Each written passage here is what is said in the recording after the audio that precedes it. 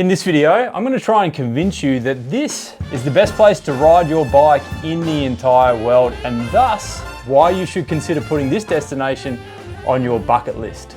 These shots, by the way, are taken by the brand new Insta360 Go Ultra camera, launched today, which Insta360 sent me a couple of months back to test out in this video. Now, please know before we deep dive here that this destination, it's not my backyard. This is not my country that I'm gloating about, nor is this video sponsored by the tourism operator of this specific destination. In fact, this video is sponsored by Insta360. This is just a good old-fashioned YouTuber with a dickhead opinion that is validated and backed up by some data, and that was also validated by my once internet friend, now turned human friend, the cycling tattooist, aka Thomas Martinez. And it was Thomas's initial reaction to riding in this place that made me think about this video idea. I mean, come on! Look at that! Mate, this place! It's almost bringing a tear to my eye. I think I definitely moved to the wrong European country. What do you reckon, Cal? I mean, we are only 15 kilometers or 9 miles deep into this 115 kilometer loop or 70-mile loop, and that is already the carry-on. You can tell he's having a good time, isn't he? Just look at that!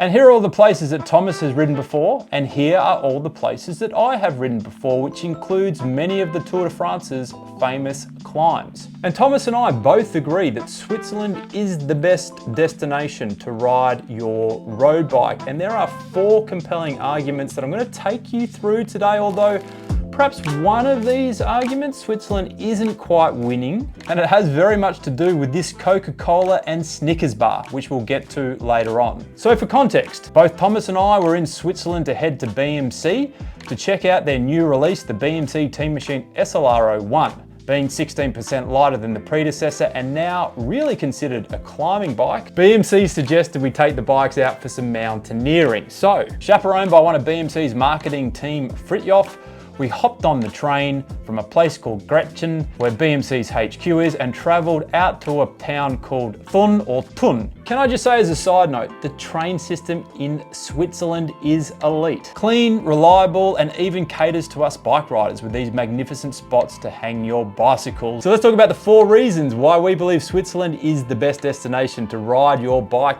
using this ride as the centerpiece. But keep in mind, you can do lots of rides in Switzerland, and if you're frothing for more at the end of this video, you can check out my ride from Zurich to Zermatt in 2023, where I went up Grimsel Pass. That can be linked to at the end of this video. So here's a recent poll I ran on YouTube validating the key things that are important to you for a cycling destination. So let's start with the most important aspect at number 1, being safety. Outside of Switzerland, always being ranked in the top 10 safest countries in the world and sometimes achieving top status, meaning we could make a fair assumption that the drivers are abiding by the law. But according to this research from an Australian insurance company taking into consideration many safety variables, Switzerland ranks in the top 10 countries for best drivers. In terms of our story on this particular ride, we only had one altercation with a car across almost 5 hours of riding time. And this is what it looked like. Yo! That's right, the car was actually cheering us on. I can tell you, in my 15 years of riding experience here in Australia, get off the road, you bloody idiots! That has never happened before. And while we were on the road with the cars for this 5 hours, for the vast majority of the ride, the cars weren't really a thing. Here's why. For the first major climb, we'll get to the length and gradient of the climbs in point 2, cars are allowed, but according to Fritjof, he would say very limited motor vehicles use this road as it leads to a remote valley, and the village where it ends can be reached by a more convenient road. So there's basically no cars on the first climb. In between climb 1 and climb 2, we're in this beautiful farming road in a valley, and there are like 0 cars on this road. This road, like, it's perfect bitumen. Like, why are there no cars here? I don't know, it's just Switzerland. Nice roads. There's one car. Oh shit, okay, there you go. One car in like 40 Ks in this huge valley. Beautiful scenes. It's amazing. Who needs gravel riding when you can just do this? I should note here that the audio that you can hear is actually coming directly from the new Insta360, which surprised me because you can see I actually have a lump on the side of my chest using a proper Rode mic, assuming the audio was going to be no good. But it turns out I didn't need it. I was also surprised the wind noise wasn't getting into the audio, which sits here. And I assume because you can pull the camera up and you can see yourself while you're actually shooting this way, that was blocking the wind noise as well. So a big tick there from Insta360. On the last climb, which is well over an hour for most, the climb is completely shut off to cars in the second half of the climb. So I think we saw one car for this entire climb. And in the second half of the climb, there is the odd tourist bus, which are allowed on the road, and you'll need to make way for them as the road can be narrow. So external to Swiss drivers being generally safe, you can still pretty much avoid them on some of these big Swiss cycling loops. Number 2 is scenery, and in this one, we're going to incorporate vertical meters or climbing, because I'm conscious when people pick a cycling destination, they tend to want to know how they can challenge themselves through climbing. So back to where we started, off the train, rolling out of the beautiful town of Thun, along Lake Thun. Have a look at the color of that water. It's no wonder Switzerland is often ranked as the cleanest country in the world. Water like that, you do not see every day. Shortly after rolling along the lake, we started going up. Now, according to Strava, this first climb is 7.5 kilometers in length with an average gradient of 7%. And for most people, it's going to take somewhere between 40 to 60 minutes to complete. As we're going up, we're now getting this ridiculous view of the lake, the mountains in the background, which includes snow-capped mountains just with the cherry on top. All of a sudden, the road's narrow, and according to Fritjof, for bunkers. For bunkers? Yeah. Switzerland, they love to do this, to control certain areas. Yeah. So one of this road's primary purposes now is to access the Swiss bunkers. Side note, Switzerland has more bunkers per capita than any other country in the world, designed to protect its population from various threats as history has gone by, including nuclear attacks. In other words, random doors in the sides of mountains, accessing kilometers of bunker networks built into rock. I'll link to Johnny Harris's video below on why Switzerland has 374,142 bunkers and likely more, if you want to check it out. So, on one side of the mountains, we have this incredible bunker network.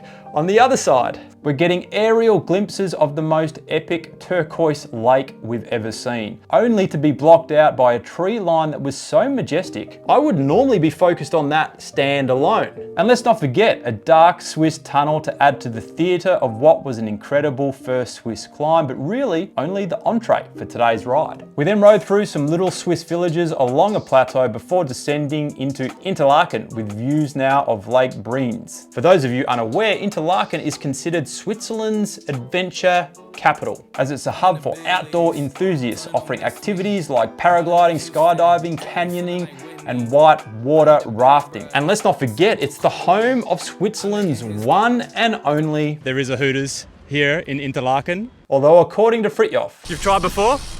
Hooters? Yeah. No.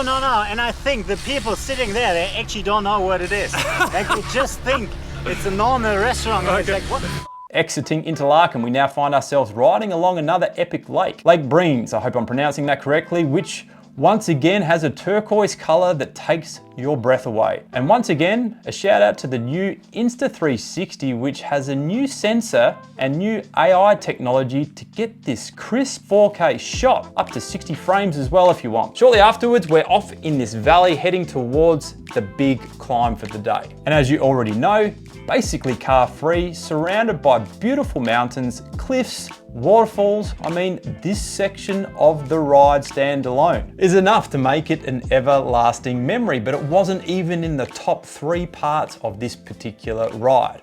We then get to the bottom of the big juicy climb for the day. So we're going to climb now the Große Scheideck, which is one of the very most beautiful rides in Switzerland.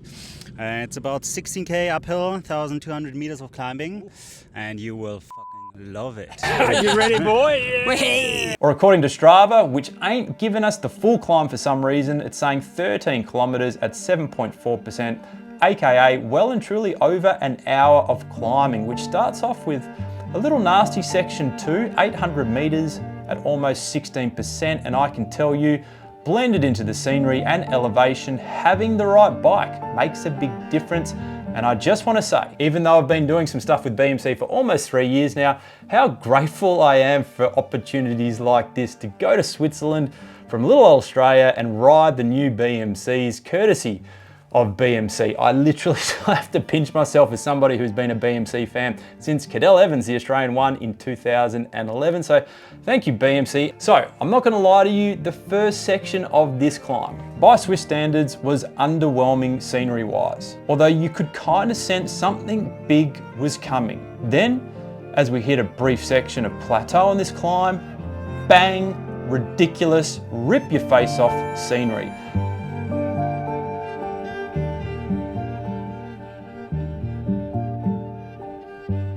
The power of this mountain is something to behold. I mean, it just makes you feel so insignificant. It's true power. Then the final part of the climb involves quiet roads, the odd bus, the most healthy cows you'll ever see chilling on the mountaintop, and then a feeling like you're the king of the world. We then descended into a town called Grindelwald, which in itself is well regarded for spectacular mountain views and one of the most amazing places I've ever visited with my wife. Video up the top of the screen. Then rolling back into Interlaken on some beautiful quiet farm roads with huge mountains in the background as the sun is slowly disappearing over the peaks. So in terms of scenery and climbing, there's really not much more you could ask for external to maybe a coastline, but I feel like the lakes really well and truly make up for a lack of coastline. In terms of elevation for this particular 115 kilometer ride, plenty. 2,300 meters, or that's 7,500 feet. Number 3 is the road quality. Now it's hard to tell on video, although you'd be hard pressed to find a pothole, a divot, even on the farm roads in the valley, which if you had a farm road in Australia, I could tell you right now, it would be crumbling to pieces.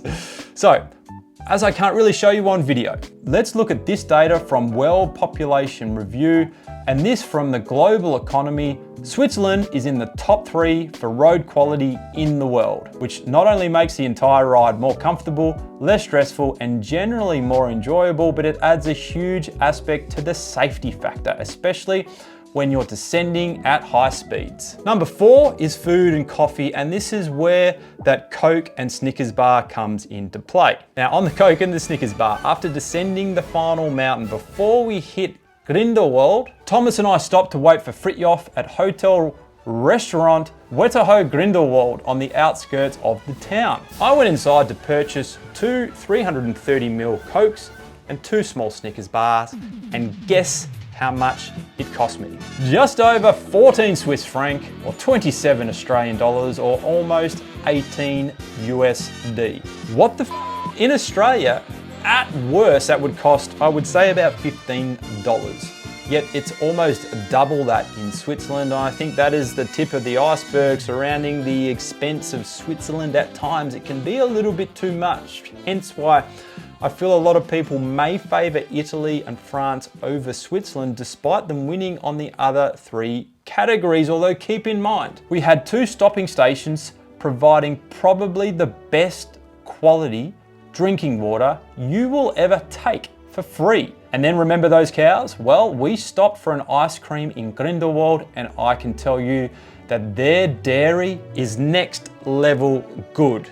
And according to Wikipedia and a global food security index conducted in 2022, which includes nutritional standards and agricultural infrastructure, Switzerland, while not making the top 10 here, it is knocking on the door. Although I feel personally from experiencing their bordering countries, Italy and France, they probably do have it, as a general blanket statement, over Switzerland in terms of their food quality, but not by a lot. In terms of coffee, this is the one point where I am going to go into bat for my home country of Australia, because I don't think there's any other country in the world that makes coffee as well as we do. So normally when I go to any European country, I'm sticking with long blacks and saving the good coffees for when I get home. So Switzerland really, in my mind, wins 3 out of the 4 key criteria. Now that you've heard my argument, you've seen some of the stats, you've seen the video, what do you think? Let me know below. And while you're down there, don't forget to give the video a like. It helps the channel out. And lastly, thank you to Insta360 for supporting the channel. You can now get this camera. It's ready to go. Link below. And I believe Insta360 are also doing on my previous favorite camera, on the Go 3S. They're currently doing a 20% deal on this camera here, I believe for the next couple of weeks. Links below, and I'll catch you in the next video.